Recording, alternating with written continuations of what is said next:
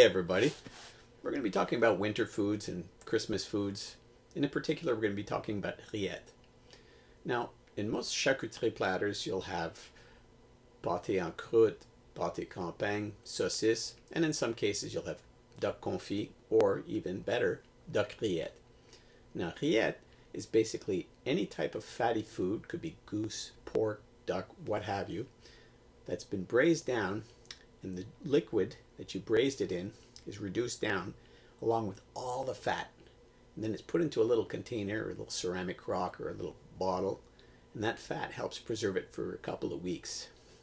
Today's episode we're going to be doing duck. It's easy, it's yummy, and I like it for Christmas on a good piece of bread. Let's check it out.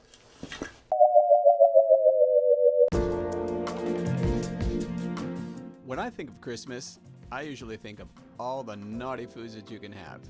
What do I mean by that? The stuff that's fatty, flavorful, and festive.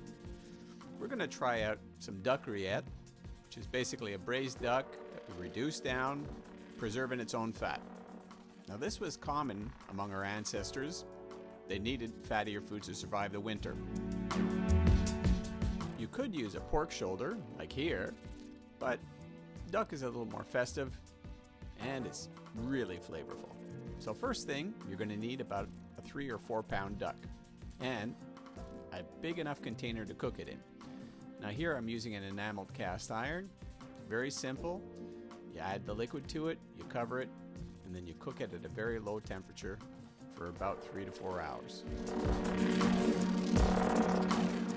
If you're not using a fresh duck, just make sure to defrost it before you start. Anyhow, the first step is to add aromatics. Here, we're going to add some celery and some carrot.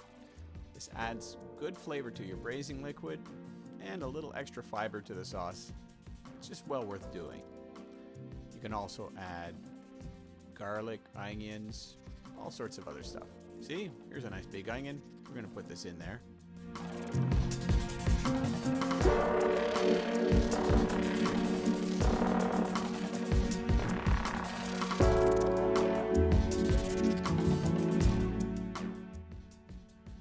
Garlic cloves to this mix should be alright, but I've added as many as 12 in certain cases. It's up to your taste. Next, I'm going to add some powdered clove and some black pepper, just to give it a little bit of zest and a little bit of heat. Remember, you can add things such as thyme, bay leaves, flavors that'll complement something fatty, so a bit of sharpness won't hurt. Next, I'm going to add some white wine.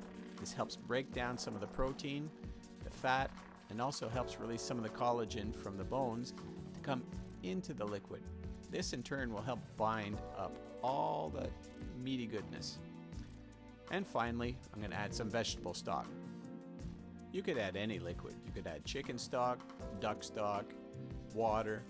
Just remember, you need a medium to release all the flavors and all the fats, all the goodness into a liquid, which we will in turn reincorporate and bind the meat to. Just remember, don't put too much, about halfway. Then we'll get ready to bake it up.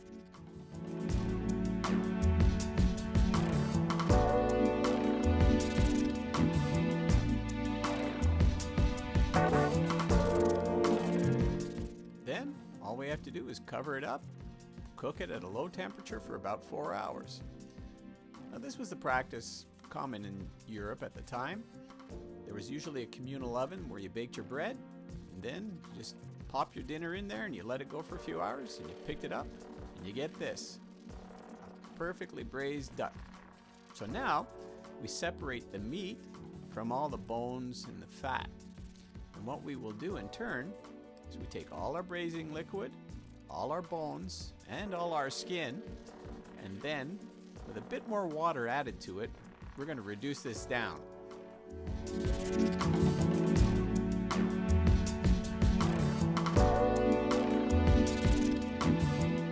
You'll notice that I left some of the vegetables in with the meat.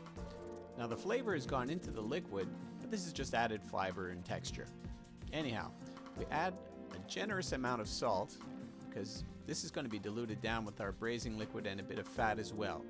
So you need some salt in there for flavor and to help preserve it. The next step is to add a little more aromatic elements. I'm using a blend of lavender, oregano, and savory. These flavors cut through, they're perfumey, and they're similar to what you'd find in southern France.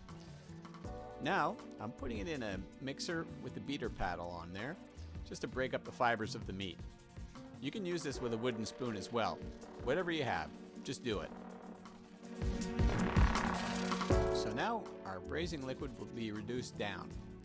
I have bones in there, skin in there, and our braising liquid.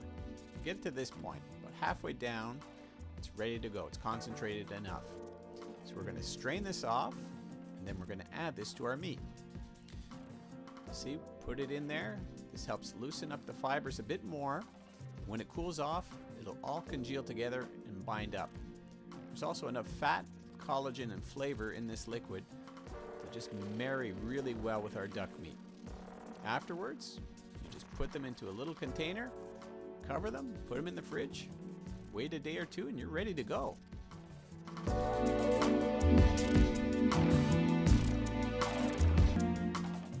So here we have our duck rillette, and you'll notice you have a nice cover of duck fat. This helps preserve it over a long term, and it tastes good.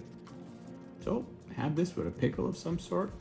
I'll probably have some pickled cherries and some bread with it, and then you have yourself a good meal. And there you have it. Just take it out of the container, let it warm up to room temperature, and it spreads all over your bread with a nice pickle of some sort, and you're ready to go.